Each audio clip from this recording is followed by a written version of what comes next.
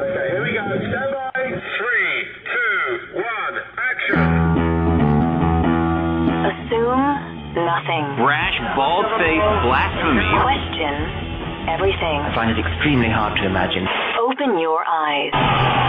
It is quite all right to be an atheist. The fastest growing group of people in the country has been measured as being those who have no belief or who are atheists. You don't have to be apologetic or quiet about it. Challenge the opposition. You see religion on 100 fronts losing the argument.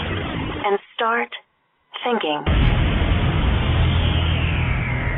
This is the Thinking Atheist worldwide.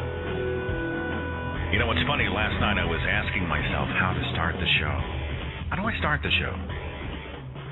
Now I'm doing the show, and I'm thinking to myself, how do I start the show? I never really reconciled it in my own mind. As I opened the mic for this podcast on our YouTube page, we were at 34,999 subscribers. So I'm guessing before the end of this broadcast, we will have crested 35,000 YouTube subscribers, and that just boggles my mind.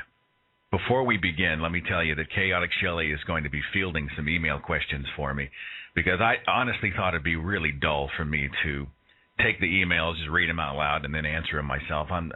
So I sort of glanced over them, but I gave them to Chaotic Shelley, and then she's going to help me with these. So I know a lot of you have some questions. A lot of you have comments, and if we can, Shelley, I'm going to go ahead and start on the phones. I'm going to talk first to, let's see, I've got Andrew, who is calling from Canada. Andrew, the podcast title today is Ask Me Anything, and you're the first. Morning. Wow, I don't want to sound all gushy and anything, but ever since your first Story of Susie video, that was one of the first videos I've ever really saw on YouTube, and so I subscribed immediately. I've been with you the whole time, and you must have been one of the first. You must have been in the first, 50 or 100 people, man. You're a veteran. Exactly. One of the first videos I saw was this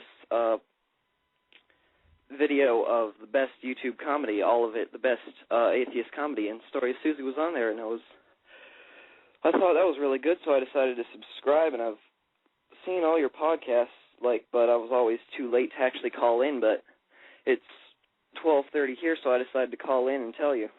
Well, I'm so glad you did. You have a golden voice, honestly. Sometimes I just listen to the podcast. You put me to sleep sometimes. I don't want to sound insulting, but yeah. You're very kind. It's honestly true, though. You know, my voice changed early, and that's really what got me into radio to begin with. And there are 1,000 guys out there who are better at this than I am. But the one thing I've always been able to, I think that you should know where your gifts lie and know where your abilities lie. And there's so much in this world that I can't do well, so much. But the one thing I've been very fortunate to do is to have a speaking voice and to be able to have sort of a gift for communication and storytelling. So your words are very kind. And honestly, I've seen and heard so many podcasts done that's mostly just geek speak. You know, people just sitting around throwing out scientific terms, and then they'll smash the mute button and yell at a caller, and there's no flow, there's no momentum, there's no entertainment value at all. That's really the acid test for my podcast, is I want people to be able to listen and say, wow, I don't want to turn this off. What'll happen next? Doesn't always happen, but that's my goal. So it's a tremendous compliment to me. Thanks, man. Yeah, you're welcome. What was it actually like being on Christian radio, doing a radio show? And were you still doing it, when you started to get your doubts about religion and everything? Or were you past that? Well, let me tell you how doubt works for somebody like me, is that I remember it's easy to become cynical. If you find somebody who works in an area of ministry, I'll bet, depending on their personality type, that they have been at least some point in their lives pretty cynical, because you start to see the hypocrisy, you start to see the contradictions, and I remember thinking a lot of times to myself, this doesn't make sense, or this is just stupid, or this is just marketing. I started to notice in Christian radio that I never saw any ugly people on the album covers. I started to notice it was all about polish and branding, and I thought, wait a minute, where's the Jesus? And then it became about the major record labels coming in and buying these small Christian television labels because it was a profit thing. And now it's all about getting these people out and making sure that the personalities of the artists were not always great. And it began to eat at me, you know. But the truth is that I love that audience. We would go out and do concerts and live broadcasts and special events and charity functions, and they were my family. And I tell you, I agree with Dan Barker. There were some things about my former faith that I do miss, and one is that tremendous sense of community that I had back then. But we had a great time. We had a great show, and it really hurts me a little bit to now be doing something that sort of undoes my foundational career. But I think that it's important. I think, a lot of us were deceived, and it's sort of cathartic and necessary to come out and speak out against it. Does that answer your question? Yeah, that answers my question. Thanks for having me on your show. Take care of yourself in Canada, and thanks so much for listening for all these months, man. It's a tremendous pleasure. Appreciate you. All right, it's great to be on. Wow. The story is Susie. I think I released that video in 2009 in the month of May. So what's the math on that? It's been at least a year and a half. Let's talk to Dwayne in Oklahoma on the Thinking Atheist podcast. Dwayne, hi. You're on the radio. If I can get the switchboard to work. Dwayne, can you hear the sound of my voice? Yes, I can. What's going on, man? Oh, I just listening to your podcast as always. Just wanted to say I appreciate all your work. And I was actually in one of your videos, the one to Christopher Hitchens. Let's see. What did you say? Do you remember? Well, I was the guy with long hair. Yeah, I know who you are. Yeah, okay. Yeah, you were very well spoken. You were a great part of the video, and I know, as I understand it, Christopher Hitchens actually got a chance to watch the video. I didn't get a lot of feedback, but he did say it was hugely appreciated, his words. So what can I do for you, Dwayne? What's going on? Well, I often wonder why it is that I get really frustrated about this. Is that I have a lot of people that I work with and who I'm around all the time who have really high IQs, really smart, but they're just really religious, and I don't understand why I can't break through to them, and get them to see my point of view. It's just really frustrating, and I was just wondering if, with your background, you've probably experienced the same thing. It's just really frustrating to have a conversation with one of these people and not be able to break through at all. Did you see that clip of Bill O'Reilly on the Colbert Report, where it was kind of a mocking of Bill O'Reilly? And I'm not going to even get into politics here. There's a lot that I do respect about O'Reilly. I think he can be a good reporter, but there's a lot about him that makes me a little crazy. But his argument against Dawkins and some of the other guys for the fact that there is a higher power is that the tide goes in, the tide goes out, the sun goes down, the sun goes up. I mean, and to me, I'm thinking this guy has been all around the world. He has interviewed presidents. He is, in all other aspects, a professional, an intelligent, reporter. And right. Yet his idea of arguing for an intelligent designer is the tide goes in, the tide goes out, the sun goes up, the sun goes down. And I remember screaming at the TV going, what are you talking about? Right. I think people use a different standard, different criteria for their belief in God, and I can't figure it other than it speaks to comfort. Maybe fear of death. Maybe it makes them happy to feel that they live with somebody else out there. Maybe there's something psychological that's part of it because, my parents are wonderful people. They're amazing people, and I love them with all my heart, and they love me, and we're a family, and they are really intelligent. But when it comes to measures of God, if you ask them how penguins got onto Noah's Ark, it doesn't matter that it doesn't make sense to them. For some reason, they're using a different set of rules. Francis Collin with the Human Genome Project is a believer.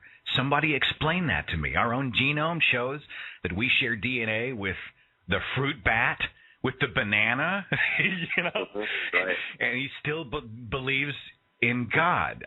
I don't get it, but I understand your frustration. Are you overtly atheist at your office, or do you kind of fly under the radar? Oh, no. No, everybody knows my point of view. I don't hide anything. Now, you piss people off, or you just have the conversation? What's your tactic? No, I don't bring it up ever, but people bring it up to me all the time. I guess that, well, first of all, I'm in Oklahoma, okay? The center of the Bible Belt, pretty much. So, of course, everybody is, I guess I'm somewhat of a curiosity. I don't know. But they will approach me and ask me, why do you believe the way you do? So I have to explain it. And basically it was nothing. I was a believer. I went through college. I got educated. When I came out of college, I no longer had the belief I had going in. It was pretty much that simple. I attribute it simply to education, period. And I guess when I'm arguing with people who I know are just as intelligent as I am or more so, it's frustrating that they don't have the same point of view that I do. I don't know. I'm embarrassed sometimes when I think about 30 years inside my own former faith, and I think I had someone on our Facebook page say I was a Christian for many years, and now I'm embarrassed. Should I be? And our community of Facebook users rallied to this young lady's support, saying, you know what? You had to overcome a lot of indoctrination. You had to overcome a lot of cultural things. And just be thankful that you are where you are. Don't be ashamed. Just use it. And I think people just use a different criteria, a different set of rules for God. And maybe it's cultural, maybe it's not. All I know is that I have a feeling religion's not going anywhere, and so it's going to be us on the front lines fighting for reason for probably as long as it takes. I appreciate your call. I'm going to move on and have a wonderful New Year. Okay. You too, Seth. Thank you. Thank you, Dwayne. Appreciate you.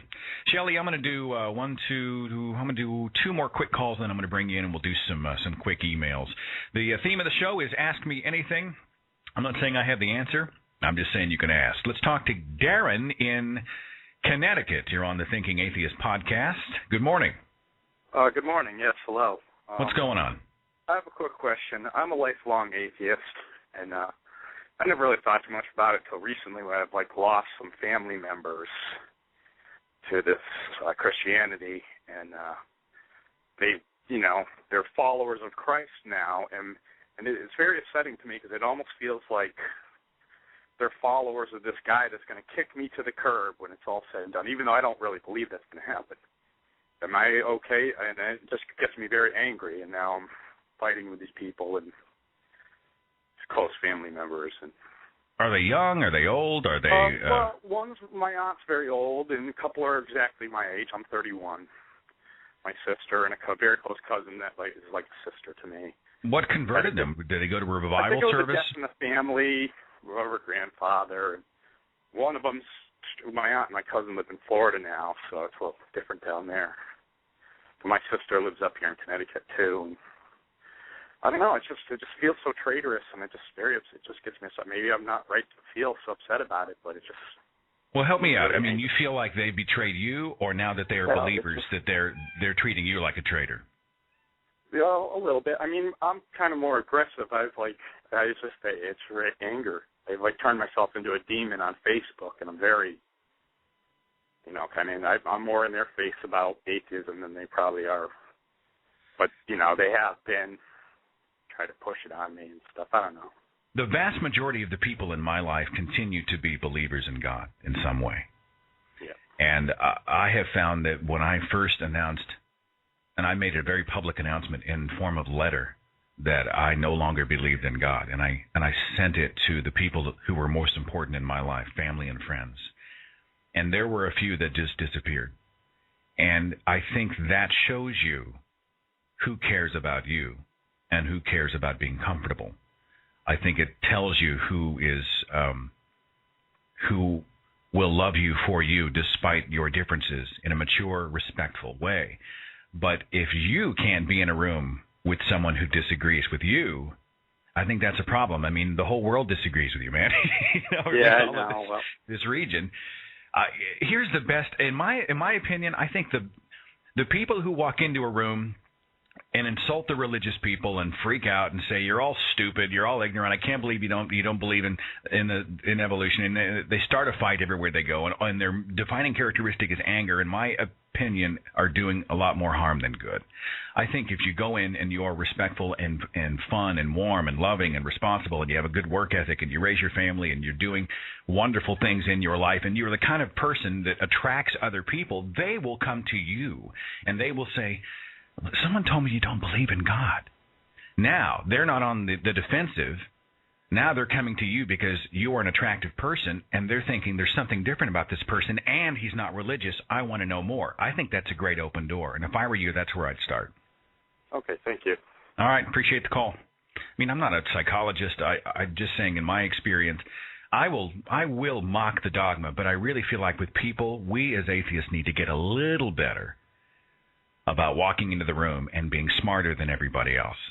We might be, I don't know, but if you operate from that condescending platform, you immediately hit the off switch for everybody who might otherwise be interested in your opinion. Pedro in North Carolina. Pedro, hi, you're on the Thinking Atheist podcast. What's going on?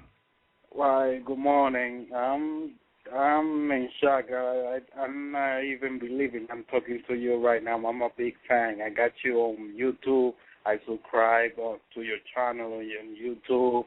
I got you on Facebook, Twitter. Thank you. I'm a big fan. I've been following your. I follow your channel since day one. I mean, I just came out of the closet, 2009. What were you before? Were you Christian? Were you Catholic? What were you? Yeah, I was Christian. I was raised, Latinos and Spanish. We grow up around religions since Columbus came to America, and that's in the way we were raised, religious. So when I decided to come to America,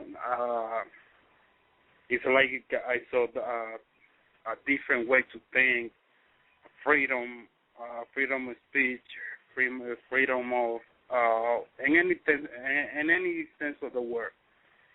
I'm kind of nervous right now, if you have noticed. Please don't be nervous. You're among friends, man. What can I do for you? You got a question or comment? Yes, sir. I got some friends on Facebook. I have, and they all religious. They are religious. They thank God for this. They thank God for that. They tell me God bless you this, God bless you that, but I'm not even feeling like answer them back in the same way, because I'm not feeling that anymore. They are looking at me over the shoulder now, because now they know I'm an atheist. All over Facebook, YouTube. Now I came out of the closet. My question is, how can I deal with them if they keep treating me like that? Should Are they trying to fix you? I mean, is that what we're talking? Are they trying to fix you, and so now you become their pet project? Yeah, it's like they're trying to humiliate me or talk trash to me about atheism. And I believe this is my way now, and I believe I'm a free thinker. And they don't accept that. What can I do? Should I delete them from Facebook? Well, I'm of the mind that quality trumps quantity anytime. I was making a joke last week about somebody who had like 1,000 friends on Facebook, and unless you're a celebrity or you're a network marketer, or you just you befriend everyone you've ever brushed elbows with in your whole life, I'm going to doubt you have 1,000 friends. But I think one of the casualties of coming out and living a hard, truthful life, which is a life without any belief in God, is that you are going to cause other people to become self-conscious, in my opinion, about what they believe. They don't see, oh, he doesn't believe in God. what's wrong with him? They're thinking, oh, he doesn't agree with me. What's wrong with me? You know, I mean, I think in their heart, it really speaks to some insecurity. If you walk into a room and you have to automatically convince everybody else in the room to agree with you right off the bat, I think that speaks to your own insecurity. If you can walk in and be who you are and screw it, you know, there's a real security in that, you know. And you don't. Your inner circle is a private thing. I had family members and friends when I first gave up God, when I first came out publicly and said, look, I'm done playing the game. I'm done walking the walk. I'm done spewing all this stuff. I'm sick of it. It's not true. It can't be true. Here's the evidence. And I had people who, they made me their pet project. And they would send me long emails. They would give me books. I can't tell you how many people gave me books. Read this book. It's called The True Nature of God by Andrew Womack. It'll change your life. And you know, everybody's coming. And finally, I had to establish boundaries in my life. And I said, look, I would like to spend time with you. I would like to be a friend to you. I would like to enjoy what we do have in common. But if you insist on raising this issue with me or accosting me with all of your material or suffocating me or insulting me, I'll have no choice but to live my life without you. And it was a very difficult decision, especially for those closest to me. But I had to lay some ground rules down. So I think you may want to do the same. Look, if you're going to... If I appreciate you, I understand your point of view, you get me, let's agree to disagree, let's respect each other, fine. But if you are going to continue to hit me over the head with a baseball bat everywhere I go, you're giving me no choice but to say, fine, I have to go live my life.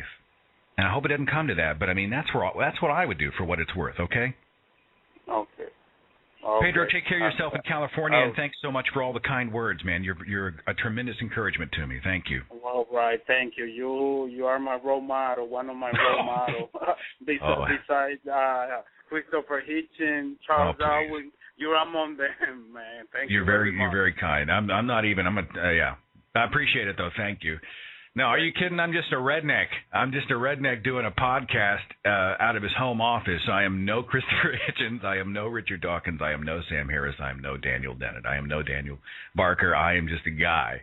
And everybody has been so gracious and kind, but I don't give myself nearly that much credit. The community that we have, the Facebook community, the support system that we now have is really due to the participation of our people, of our listeners, of the people who email and post and connect and call and are, you know, without you, there's no lifeblood to this beast. Let me get Shelley on the phone. Chaotic Shelley, can you hear the sound of my voice? I think she may be screening a call very quickly. Evan in Illinois. Evan, hi, you're on the Thinking Atheist podcast. What's going on? Hello, Mr. Thinking Atheist. I'm Seth. Hey, my name is Seth. Seth. Sorry about Seth. that. I never knew your name, but okay. Nobody calls me Mister unless I'm in trouble, man. Yeah, I'm Seth. I'm an atheist with a biblical name. Welcome to my hell. Great to be here. Well, I mean, I just want to say, you're a smart guy, but your videos, they're some of like the best videos I've ever seen. They're very well put together and a lot of thought, and I can tell a lot of work goes into making them. So, Thank you. like to say that. But anyways, my question is I know you've been been talking about a lot of how like what Christians do and stuff, that kind of piss you off. But I was just wondering, have you ever come across anything that an atheist has ever done that just like, kind of got on your nerves? Oh, you want me to piss off the atheist now? Is that what you want? Oh, yeah. I'm just curious. Like, is there anything that, like ever happened? Like they did something that's just kind of like, oh, come on, it's kind of, well, what are you doing here? There are a few things that anytime you get personality types in the same place, atheist or otherwise, you're going to get people who are going to prefer one methodology over another, or prefer one personality or one tactic over another. And sometimes, do I ever get frustrated? Sometimes, I did a podcast months and months ago with a guy who is, I believe, has a good heart, but his tactic to promote atheism is to stand outside of churches, and when the church bell rings and the congregation lets out, he has a placard or billboard, and the billboard reads, it has a picture of Jesus committing sodomy, and it says Jesus effing Christ on it. And in his mind, he is making a statement about how ridiculous it is that Christians themselves will say Jesus effing Christ. Now, he was explaining this to me, and I remember thinking to myself, I don't really understand how this helps us.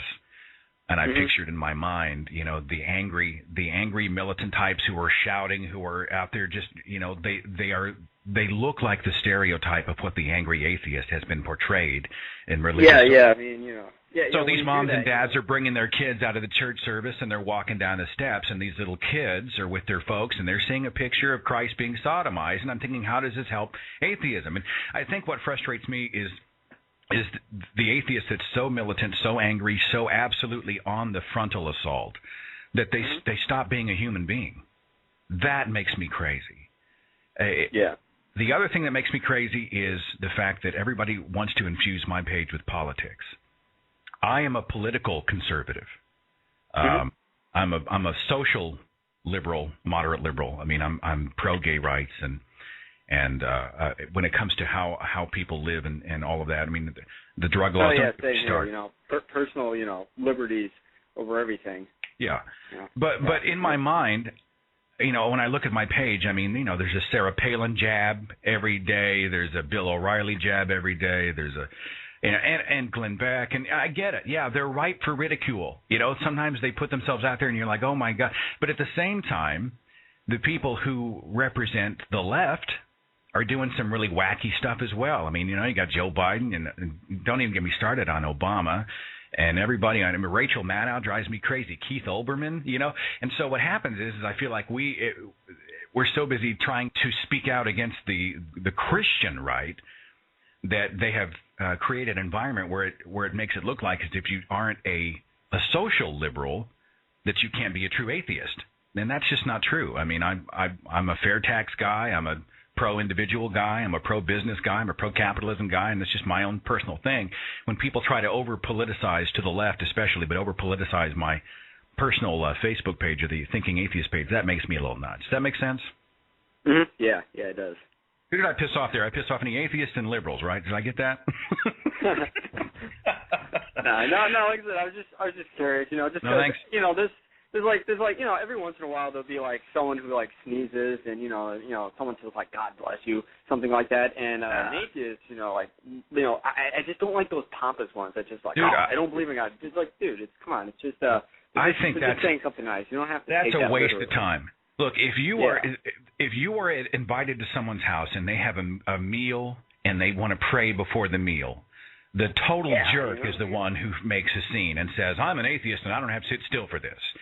I think you know, that's just rude. I mean, you know, just because I don't believe what they believe, you know, doesn't mean I have to like ruin what they do. You know, you are a guest time and place for everything in their house. Just don't even close your eyes. Just be quiet. Just hang out and wait till it's over with. Choose your battles. If you're there and you sneeze and someone says God bless you, the best thing you can do for atheism, for reason, for common sense, for maturity, is not to say, well, I don't believe in God. What the hell are you talking about? It's just to go, all right, thanks, you know. And live the kind of life where when they do find out you are an atheist, then they can come to you and see you as a respectful, mature person, in my opinion, for what it's worth. I got to move on. Thanks so much for the call, Evan. Take care of yourself in Illinois, okay? Thanks, Seth. Yep. All right, bye. All right. Thanks for the call. Hope I'm doing okay here. Honestly, I thought a lot of the questions would be about the actual videos and the website. What they're about instead is lifestyle stuff. You know, I feel like sort of a Dr. Phil, which I'm not qualified to be. I mean, I've been able to encounter a lot of situations, and I have a lot of tremendous correspondence from people all over the world, and I've been very, very fortunate to do that. And I'll give you my perspective, but understand it's really no more valid than anybody else in your circle. It's just one guy's opinion. I certainly hope it helps. Talk to me, Shelley. Are you? I know you're done with the switchboard for the next few minutes. Do you have a couple minutes to talk to me? Yes, I do. Shelley is always behind the scenes working our phones. Shelley is based in Israel, and what time is it? Right, it's 10:30 here Central. So what is it where you're at? It's only 6:30. It's not uncommon for Shelley to do a 4 a.m. alarm clock to manage the phones for one of my evening shows. And honestly, the fact that you have been so generous with your time and whatnot is it's always very humbling to me. And I know the people inside the chat room love you. And I just forwarded some email to you from our people because, quite frankly, I don't want to read them and answer them. So did you pick some good stuff and you're going to throw it at me, right? Right. All right. Well, if you want to, yeah. Hit me. Well, let's start with Lorianne. I think a lot of people from our Facebook page know Wait a minute, Lorianne. let me set this up. Lorianne is a part of my Facebook page. She posts on almost every. Now, I know Lorianne may be listening, and understand. I want you to participate. I really do. I mean, I don't need atheists only to be a part of our pages, but she is apparently a devout Christian. And so her posts are always pro-God, but she's very active on our page. So the fact that she sent a question or comment is interesting to me. Go ahead. Well, what she says is, as a believer, we occasionally or rarely have an experience that could be referred to as a millisecond of an awareness of God's presence. And atheists used that expression in one of their conversation on the Facebook page, and she thought it fit perfectly. So her question is basically, did you experience any of those moments where you would have referred to as a millisecond of an awareness of God's presence? And if so, was it still as vivid as now as it was in the past when you were a Christian? Okay, so she's speaking about a millisecond of an awareness of God's presence. Yes. And have I ever experienced it? Well, I think this speaks to the measuring stick that I use for an encounter with God. Because if, in my opinion, God is omnipotent, omniscient, benevolent, he is everywhere, he is everything to all things, and I am his beloved child that he sacrificed his son for on the cross, rose again, and he has spent thousands of years building a heaven just for us, his participation in my life should never occur in a millisecond. I should never have that, that brief encounter where I thought something supernatural happened to me. The onus is on God to come down, to introduce himself, to make himself completely tangible, real, provable, and to involve himself in my life so that I know more about him than I know about my earthly parents. If he's more important than my physical parent, who I know intimately, what they sound like, what they speak like, what their worldview is, what they smell like, I know them. I know them inside and out. I should know my heavenly Father even better. And the idea that I would have a millisecond of awareness from a God, to me, is I don't speak in those terms. I don't think in those terms. I think a benevolent, involved God would be involved every minute of every day, and there would be no question, not just in my mind, but in the minds of the people who live in the Middle East and in Mexico and in Russia and in Canada and in Alaska and all over the world. Everybody would be able to see the same image of God. He would be absolutely provable. Does that answer the question, Shelley? I think it is very well. Yep. I mean, I'm trying to understand the concept of a millisecond of awareness. I mean, people talk about how they just felt God like that. Oh, that had to be God. That had to be God. And I'm thinking to myself, if he's that involved, his participation should be constant and undeniable. And that's my measuring stick. He's God. But people say, well, the more ungodlike he is, the more he must be God. I just have to laugh out loud. That's ridiculous. What else you got for me, Shelley? Well, we have a question from Dieter. I hope I pronounced his name correctly. He's asking, what is your take on other religions other than Christianity? You think he's asking, why don't I do videos on other religions? Or It could be it, yeah. But what is your take on other religions other than Christianity? I know you're very familiar with Christianity, but what do you know about other religions? What do you think about them? It's funny. I saw a documentary called The Fog of War with the now deceased Robert McNamara, who was the Secretary of Defense during the Vietnam War. And he had a saying. He said, when you're in an interview, don't answer the question you were asked. Ask the question that you wish would have been asked. And I think in this case, I'm going to cheat a little bit, and I'm going to take it a little bit further. My opinion on all the religion is that it is all a coping mechanism. It is all superstition. It is all unprovable. I mean, think about, you have the Muslim faith, you have the Catholics, you have the Protestants, you have the people who are worshiping gods of all manner. I mean, some people worship animals, some people worship the sun, the moon, and the stars. Some people worship the color green. People find a god. They define God differently everywhere you go. In fact, if you go inside specific denominations, they will disagree on the attributes of God. I mean, even inside the Baptist faith or the Assembly of God.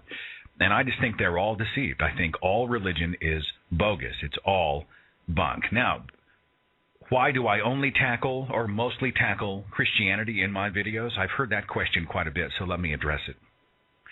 Just like doctors specialize, I specialize. Christianity is my passion because it is what I was involved in so deeply for so many years. I've had people bait me all over Facebook and all over YouTube. You're a coward. You're too much of a coward to attack Islam or whatever. And the truth of it is, while some of the people who are practice radical Islam are pretty darn scary, and we do live in a culture where you have to fear for your life often if you speak out publicly against this facade, this fiasco. Islam is not my passion. I think it should be spoken out against, and I'm not saying I'm not going to do it, but my passion is to address my former faith. And so I know it's frustrating. Everybody wants me to take a different tack that they feel is important, but the best I can do is I'm taking apart piece by piece the dogma and the superstition that I was taught as a child and raised up in and lived for so many years.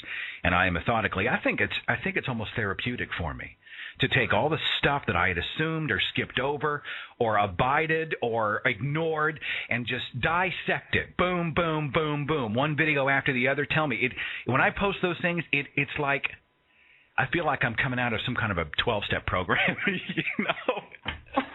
I feel like I've emerged even deeper even more out of my coma. And so that's why I focus on Christianity.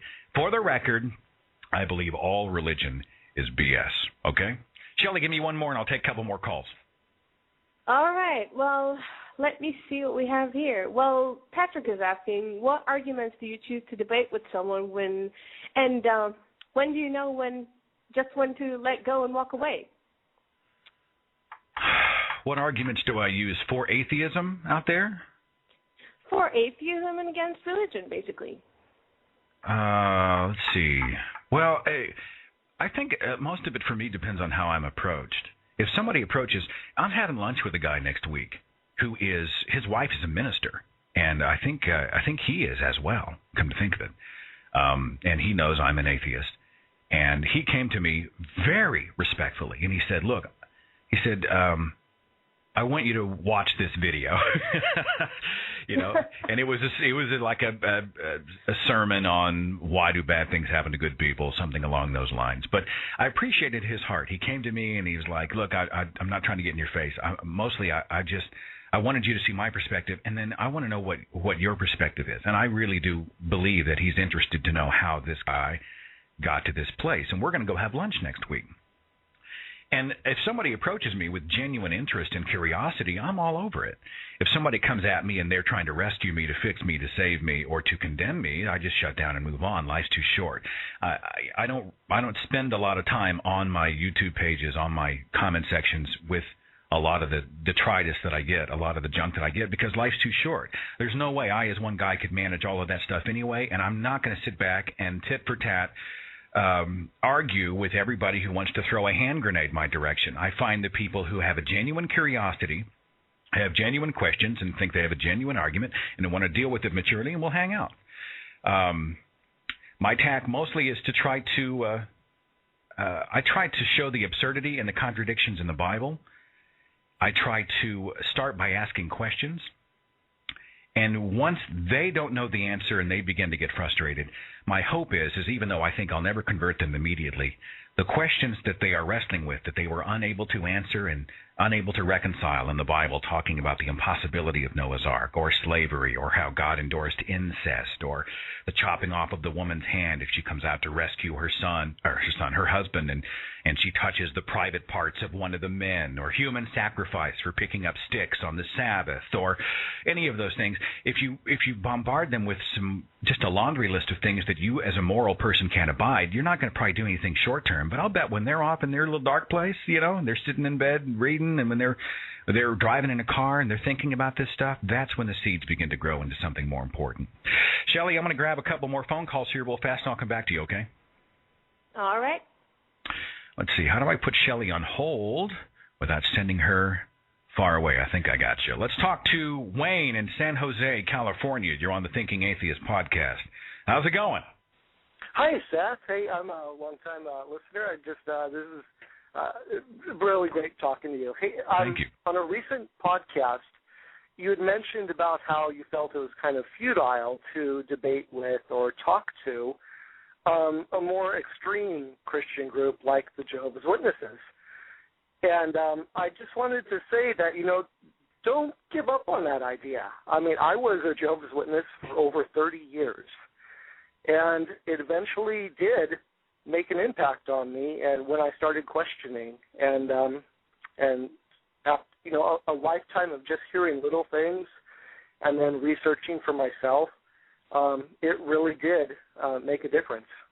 Well, one thing I do know that the Jehovah's Witness Foundation doesn't hold a candle to a few of the other ones that are out there. I mean, the people who buy Mormonism, to me, I think you got to be kidding me.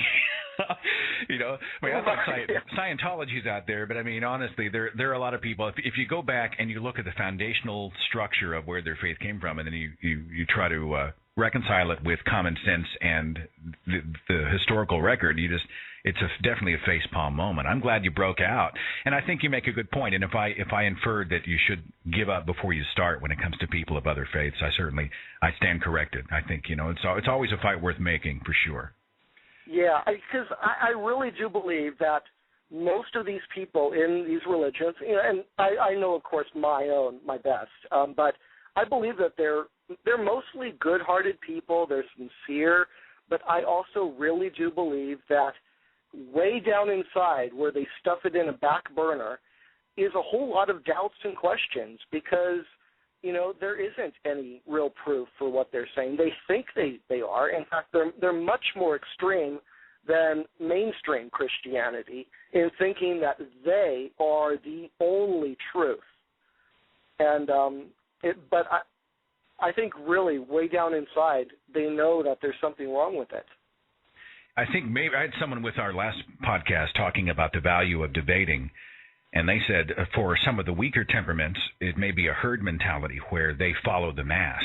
And that way, if they were surrounded by free thinkers who were living their lives unapologetically, it might be a lot easier for them to actually come forward and say, hey, there's a problem here. So by taking our stand, perhaps we're setting a precedent and paving the way for many others. Wayne, I got to move on. I thank you so much for your call, though, very much, and for listening. Thank you. Okay, thank you. Bye-bye. Let's see. Let's talk to John in Maui. John, you're on the Thinking Atheist podcast. What's going on, John? Hey, good morning, Seth. Aloha. Morning. Love your show. Talked to you once before on here. I usually miss it because it's right now just a little before 7 a.m. our time, so kind of early day. Okay. I love your show. I love what you're doing. This is Ask You Any Question thing, so I'll stick on that topic. And my question for you would be, aside from your own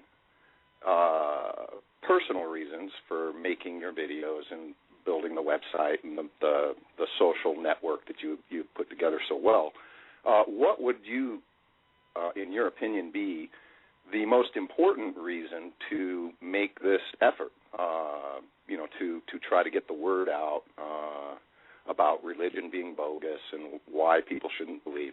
And I guess you could narrow that down more locally, either just by United States, I guess, because it's different from country to country. And then, maybe even more locally in your own neighborhood or your state, whatever. But what would be your number one reason goal for doing this? What's my motivation, huh? Your motivation, sure. Or what is it you think is most important about this whole new atheism kind of movement that you hear a lot about? Hitchens, Dawkins, all the big guys that are out there. It's kind of a recent evolution, I guess. Well, for me, starting the website started as a way to have a sense of community in a part of the country where I was totally isolated. And even now I'm one of two atheists that I know of, three atheists that I know of in my circle. And I remember feeling so completely cut off. And I just wanted an outlet. I wanted a sort of a platform where I could sort of communicate what was going on in my heart through the videos that you see, but also to create a sense of community to help compensate for the entire church community that I had just lost. It's a tremendous feeling of isolation sometimes when you feel that, you're taking a principled stand. And maybe that's egotistical. I certainly hope it didn't sound that way, but I mean, you're taking a principled stand and you find yourself in a way ostracized from those that you care about. I think people find a way. And the website was sort of a way for me to try to fill that hole. The second thing is I've always sort of been there are leader temperaments and there are follower temperaments, and I've always been sort of on the front wherever I've been. I've always kind of been a type A, jump in, head first, let's get it done kind of a guy. I'm a big picture guy, and I want my life to matter.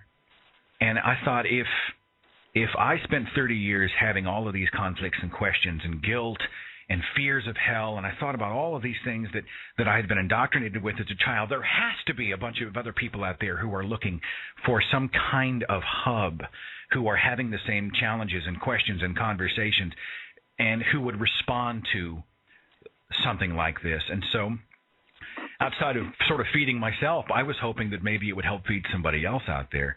And 35,000 subscribers later, I am tremendously satisfied and grateful and humbled and just a little bit overwhelmed at where we've come in 18 months. Does that answer your question? Well, I guess that wasn't exactly my question. So my well, bad. Hit me again real fast. I mean, I want to make sure I don't leave you hanging. Maybe it's easier for me to phrase it from my perspective. What I think is the most dangerous thing today in our country, in the United States right now, with religion, are the people who really buy into the whole end-time theology, the rapture. I think that creates a really negative way of viewing the world, and I think we'd be a lot better off as a society if that negative influence were removed. And the only way I see it as being solved is for people to just realize religion is all bogus. That was kind of my take on that question, was not a personal as far as yourself or me, but in our society today, what would be the most negative thing on religion? Everybody religious is always going to come back with, religion does so much good. We do charity. We do stuff for the poor and the homeless and whatever, but along with a whole bunch of other brainwashing negative stuff at the same time. And then what I see as the most negative aspect of the Christian religion, I guess I'm speaking specifically about, are the ones that are really tied up in the end-time theology, rapture, dispensationalism, if you're familiar with that. That leads into chaotic Shelley. I just talked to her in Israel. There's a lot of political overspill into the Christian, Kufi, Christians United for Israel. They believe that all these things have to take place in the Middle East in order for the world to end, so that Jesus can come back and save us all from ourselves or something. There are those in this world who do pray for Armageddon. The sooner the world blows itself to ribbons, the sooner we know it's the end times, and Jesus is going to take us all to a big happy place in the sky, and we're going to sing songs for all eternity. I understand your fear and frustration. The truth is, religion will probably always exist and probably always thrive somewhere in some form. I do think you and I are part of a very critical generation where the world has now become connected with reliable information for those who choose to look for it. And I think we are going to see a surgence of reason and science and common sense and thinking unlike we have seen in generations past. I think I hope it's not egotistical to say that this generation is going to be. No, and I agree that we have that opportunity, but at the same time, it looks like it's a seesaw that could go either way at sometimes, you know. We'll probably always be duking it out, you know. Well, I mean, and what I mean by that is that there's like the Creationist Museum as an example. I know you've talked about that before. Things like that kind of, to me, in my opinion, push science and reason in the opposite direction towards ignorance and, you know, unenlightenment. So those, I guess. I don't know. I understand. I mean, I totally see the tug of war you're talking about. I think our end zone ultimately is, you know, I think. Let me put it in this perspective. When the Creationist Museum came out in Kentucky, and it's obviously a laughingstock, I believe it was a petition with 800 scientists immediately was produced, the signatures of 800 scientists saying publicly that we believe that this is a distortion of the fossil record of history, of science, and we believe anyone who is a child who believes what is being presented here may be limited in the field of science for the rest of their life. I mean, so you know, the Creation Museum was erected. Yeah, and they're charging $25 a head and all of that stuff. That did happen. But the counter is that the scientific community came out with a formal public stand and they said, hell no, this is bogus and here's why. So, I mean, you know, there was no resolution, but I do think we are there to sort of counter the argument, okay? Yeah, well, that's what I work towards every day. I do the same. I know you do a lot too. So take care of yourself in Maui, John. Thanks for the call. I appreciate it. Thank you, Seth. Take care a lot. Let's talk to Alex, who is calling from Florida. Hi, Alex. You're on the Thinking Atheist podcast. What's up? Hi. I was wondering, how do you know Julie Just? Julie Just? Oh, my narrator on many of my videos. Her name is Julie Just. Do you know Julie? No. I was just wondering how you know her. Are you in love with Julie? No, well, I just got to make sure you're not out there with a freaking black book or something. No, I use a lot of professional narrators for my projects, and Julie is one of those people who I met through a network of voiceover professionals, and it's amazing because there are a lot of people who do art and who do creative work in backgrounds and who do voiceovers who wouldn't touch me with a 10-foot pole because the nature of my work is so controversial. They worry that even if they are secretly a free thinker, that if they have a client out there who happens to be a church or affiliated with a religious organization, that they would be ostracized. They would end up being penalized in their job. And people like Julie and William Knight and the people who do voiceovers for my videos have really, honestly, really been very brave because not only have they participated as professionals, but they put themselves out there in a society that if you say you are an atheist in a professional context, there might be consequences for you financially. You might lose business. So I know Julie on a professional level. She's one of my favorite VO people, but no, I mean we're not related or anything. Okay. All right, thanks for the call. Appreciate it very much. People often ask me where the expenses come from in producing what I produce. You will notice that I have a store which sells, T-shirts, and I know they're not amazing T-shirts, but many like them, many don't. I've got a few other things hopefully coming for the new year. People often ask me, why do you have a store? Why do you make it possible for people to help support what you do financially? And I just want to lay it out right now for you. I think Thunderfoot did a video last week that's getting a lot of controversy. He's talking about whether or not he wants to do videos anymore because of the time it takes to go into the production room, to put the pieces together, the expense of doing it, blah, blah, blah. And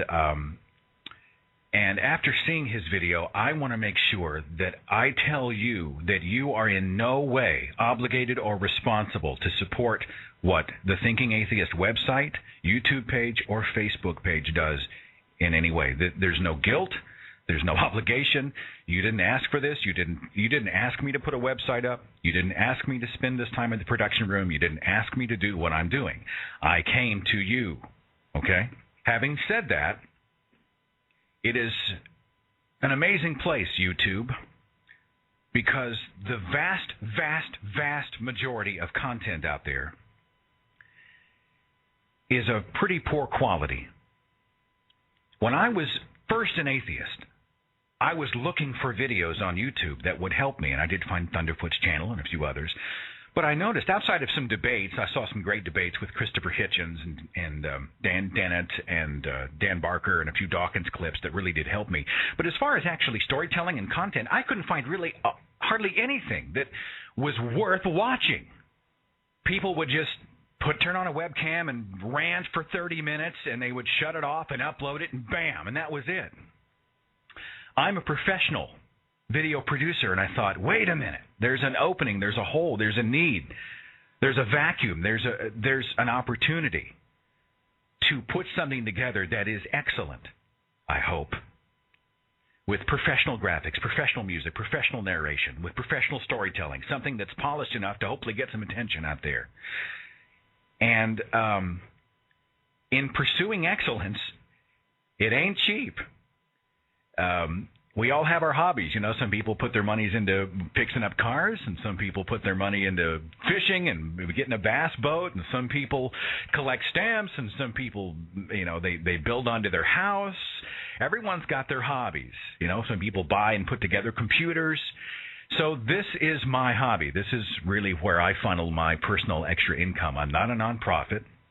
This is my money I put into it. But you spend hundreds of dollars for a professional narrator, the people that I want, people who know what they're doing. Graphic, I mean, if I'm doing the Noah's Ark, you're talking about Noah. You're talking about art for Noah's wife, Noah's three brothers, Noah's three brothers' wives. You're talking about having the art built, so you're paying for custom art for all of that. You're talking about a tremendous amount of time that's put into it. Because I don't have a staff, it's just me. I mean, I'm the one laying in every single element that you see placed in. I write the scripts, I put it all together, I edit the music. I don't really have anyone else. And it's a tremendous time and financial commitment for me. Last month, I think the Center of All Things video, which is one of my favorites, I was very, very proud of the way it came together. I couldn't fly all around the world and shoot all the overseas footage that's involved in that. I had to purchase a lot of that footage from people who had done so, you know, and that video cost me over $1,000. Now, thanks to a few very, very kind and generous people, especially one, I'll call him almost a benefactor, who have taken this site personally, who have helped with their donations and gifts and buying a T-shirt and what have you. They've helped quite a bit, but it ain't even close. And so understand that I ain't getting rich over here. I'm not even close to breaking even over here. This is a labor of love. And for those who do like what you see, and you do appreciate the fact that there is something out there that is a little bit of a higher quality than some guy ranting into a webcam, and for those who think that these might be an effective tool for stirring the pot, and for those who enjoy the Facebook community, for those who really want to help in some way, you are helping. And that's why the store and the donations and whatnot exist. But please know that you are not at all obligated. There is no guilt. I get mad at the church because the church tells you, well, we need 10% of everything you make and God will bless you. Or if you're not being blessed in your life, it's because you just haven't given enough to Jesus.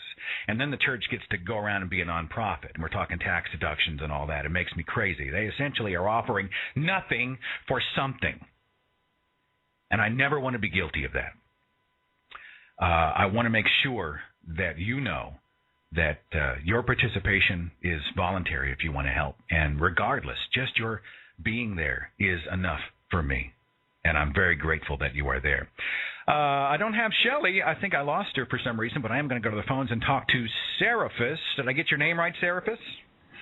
Yeah, hello. Hey, what's going on? I'm from Serbia. You got a question or comment for me? What's up? I have. When are you going to do a debate, one-on-one with somebody? You think I should? I think you should. It would be interesting to see the confrontation, People want the fireworks, huh? Yeah. Well, I've had a few, not really opportunities, but on my radar have been a few kind of lower tier YouTube people who I have approached about debate, and neither one of those have come to fruition. I actually had a debate scheduled. It was going to be a private Skype conversation last Wednesday night at 7. I waited on Skype for almost a half hour and decided that was enough. He just didn't show up. I have two challenges. I want to make sure that it's not. I've heard the League of Reason shows where everybody's just shouting at each other. I just don't think that's a compelling show. I want to make sure that it's a conversation between two adults if we're going to do it. Yeah. And honestly, I don't know. I feel like the debate arena is designed. I mean, we'll do a 3-minute opening statement followed by this and that, and then you'll have 5 minutes to do this, and then you ask a question and have a 60-second rebuttal to which you'll have a 30-second follow-up, blah, blah, blah, blah, blah. So I might be open to it if it's really more of a conversation between adults, but if it's somebody who's essentially quoting the Hebrew and Greek to me, I didn't think so. No, not and like reciting that. answers in Genesis, I think I'm wasting my time. I'd be interested to hear what our listeners have to say about it if they think we should, find somebody who's reputable. I don't know how I would do in a one-on-one debate. I'm not an evolutionary biologist. I just defer to those who are and read the books of those who are. I think we as people should not disqualify ourselves from the debate because we are not necessarily scientists. I think we all have to be thinkers. We all have to be people who choose our path and stand by our convictions. I don't know. You think I'd get my ass kicked? I mean, what's your take? No, I think the opposite will happen. No. Puts a lot of pressure on me. With reason, convince the other person that he's wrong, that he needs to think about some things and comes to the same conclusion as we do. I think one thing I could do if I was having a debate or conversation with a theist or deist, I really do think I could make it a conversation between two people. I mean, I think rather than ask a question that sets them up to fail, to ask a legitimate question because you want to hear their perspective. And I would hope that I would get the same in return. I don't know. We'll have to see what happens. If someone knows of maybe someone on YouTube, someone in your circle who is a person of repute, who would want to participate in some kind of a conversation like that, I would love to be challenged. I think we as thinkers need to be challenged, and our worldview should stand the test. And if you know of someone who would be interested, just have them contact me via my email address, editor@thethinkingatheist.com, and I'll try not to screw it up. Fair enough? Fair enough. All right, take care of yourself. Take care. Thank you so much. Oops, sorry about that. Yeah, I've lost Chaotic Shelley for some reason. She has, I don't know, her Skype connection was doing some funny things, and then she just disappeared about 15 minutes ago. So, bye. So I'm going to try to finish the show out myself very quickly. There were a couple of other questions. There was one question sent in by a listener that I do remember seeing that I want to address, and this question was there a critical moment that made me say goodbye to my former faith? What happened, essentially, is how people come to me. What in the world happened to you, man? You were a spokesperson for Youth for Christ. You were a Christian broadcaster. You were preaching the faith, What happened to you? I will tell you, the first answer is there was an event in the 90s that happened to a Christian artist. His name was Rich Mullins. And if you've heard this story, bear with me. Rich Mullins wrote and performed a song that was sung all around the world and still is. It's called Awesome God. Our God is an awesome God. He reigns from heaven above with wisdom, power, and love. Our God is an awesome God. That's the song. And he was near deified. I mean, people love Rich Mullins. I remember when I was on radio, we hosted him for a concert. Well, we were doing some event some night somewhere, and someone came up to me and they said, "Hey, did you hear Rich Mullins was killed in a car accident?" No. Yeah, I heard he got killed. So we're scrambling for information, and before you know it, a couple of hours later, my morning show host and I drove up to the radio station, and late at night went on and announced to our listeners that Rich Mullins was in a Jeep with his songwriting partner and friend, Mitch McVicker. Their Jeep overturned. Neither one were buckled in. As I understand it, Rich Mullins was thrown into the street and struck by an oncoming truck, mangled horribly and killed. Okay. That night, I was putting a post on the homepage of the website for listeners who were looking for information. And we put a black and white photo up of Rich Mullins and news of his death, that he had been killed. And underneath, I wrote the title, "Welcome Home, Rich," as if he had been called home. I wrote it because it gave me comfort.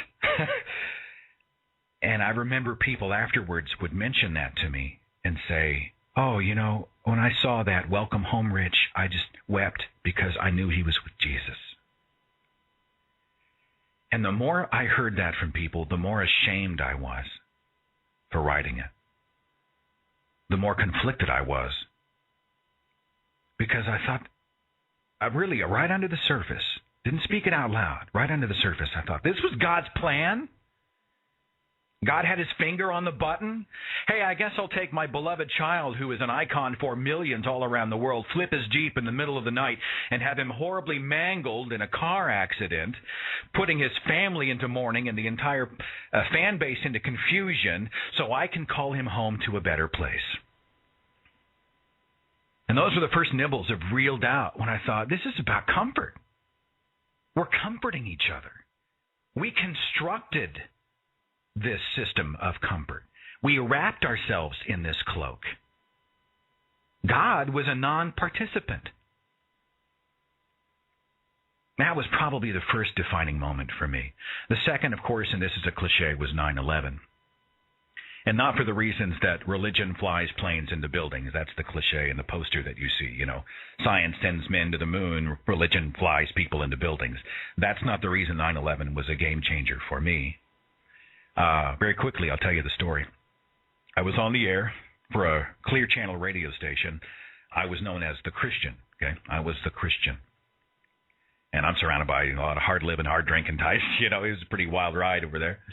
And somebody walks in and they say, "Hey, did you hear a plane hit the World Trade Center? Did you hear? Did you hear?" And I'm thinking a Cessna, you know, a little single-engine job must have run into it. Wow, you know. Didn't really rock my day. I was just like, wow, that's crazy. Wow. So I'm looking for information, and they come in and they go, "A second plane just hit the second building." Now people begin to panic, and you can feel the temperature in the room start to rise.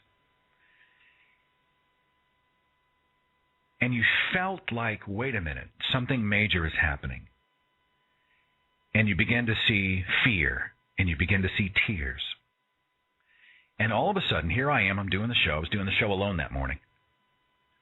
A group of ladies who work in the traffic department came down the hall to my studio. And they said, "Will you pray for us?" So they came to me for comfort. I mean, a lot of these women didn't know me from Adam. They knew my name, you know.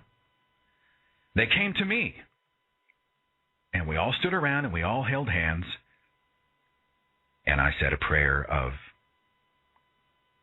something along the lines of, "Lord, we ask for your protection in this time of crisis. We ask that you will guard us from evil. We ask that you will be with those who are in the buildings." I don't even remember what else came out of my mouth. And the tears the ladies are crying and everybody's freaked. And I said, "Amen." And they all hugged me and they all left and went back down the hall. And I sat there in my chair, and I remember thinking, these words came right into my mind. I thought, we are kidding ourselves.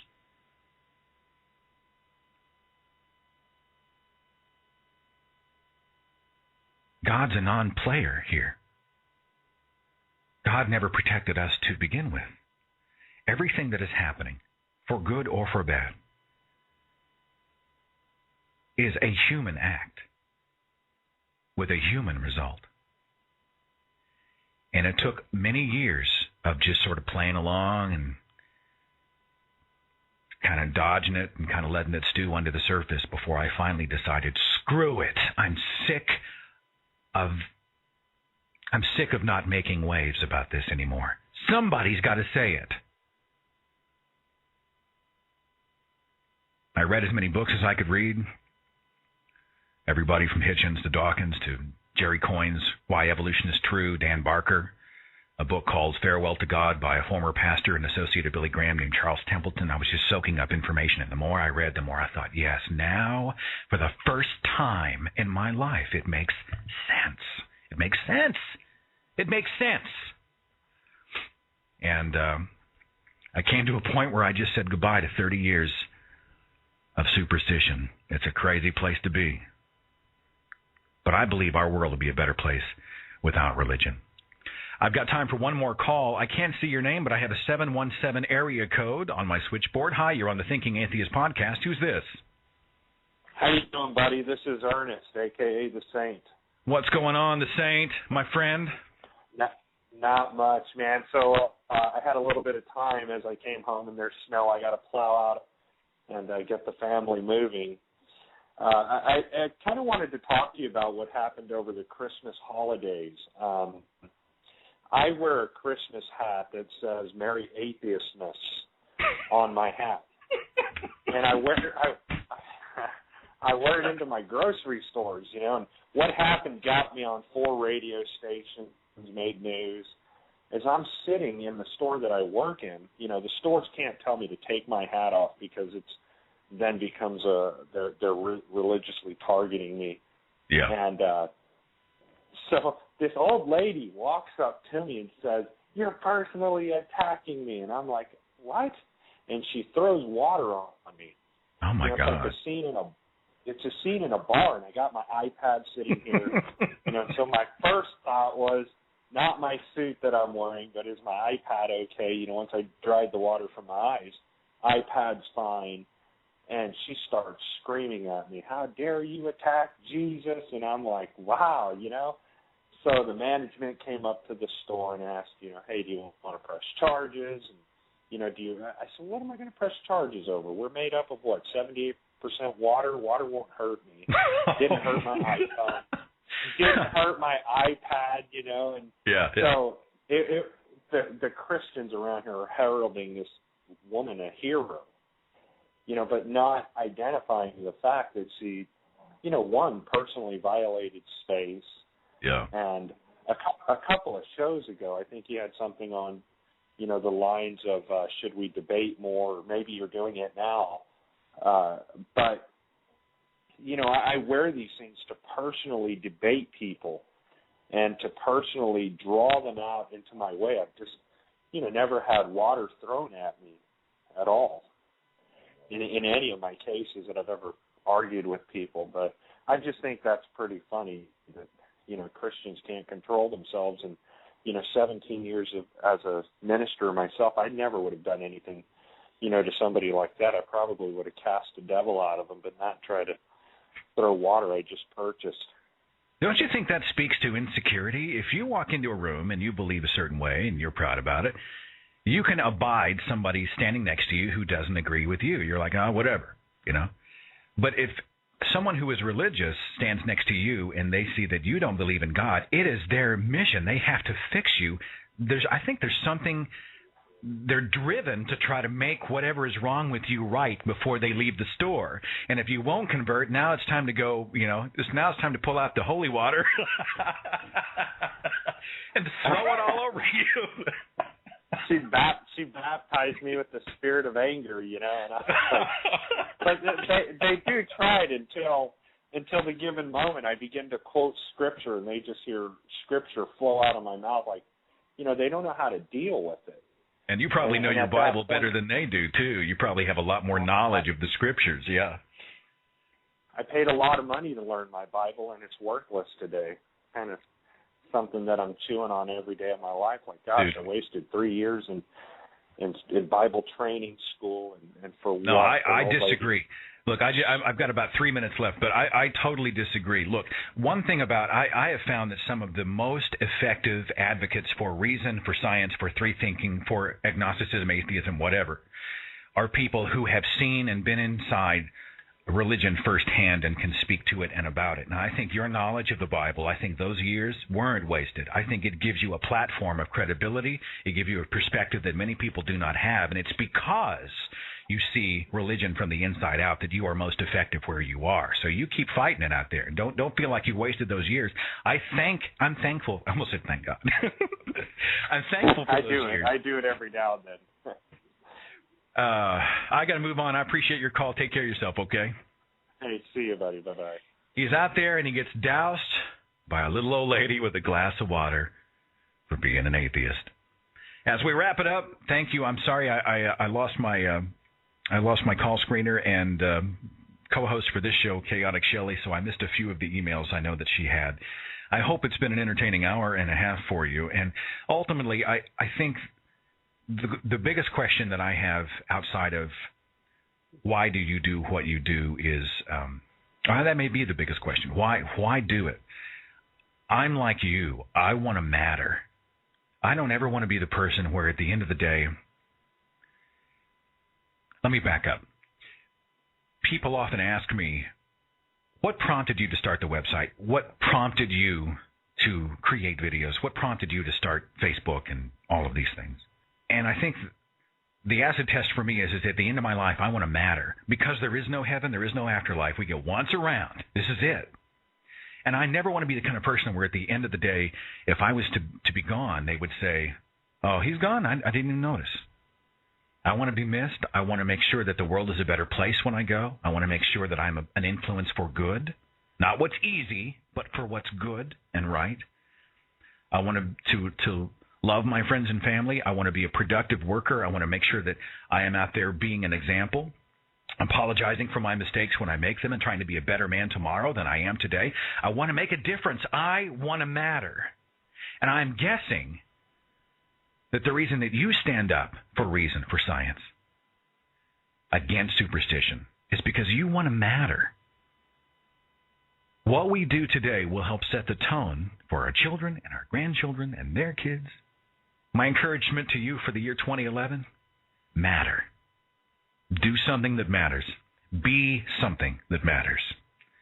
And for helping us crest, hopefully by this moment, 35,000 YouTube subscribers, I'm humbled and grateful and so very thankful for you, your friendship, your humor, your participation, the fact that you keep me honest, and the fact that you've been with me through thick and thin. It means a tremendous amount to me. Have a wonderful new year, and I'll see you next time on The Thinking Atheist Worldwide. Follow The Thinking Atheist on Facebook and Twitter.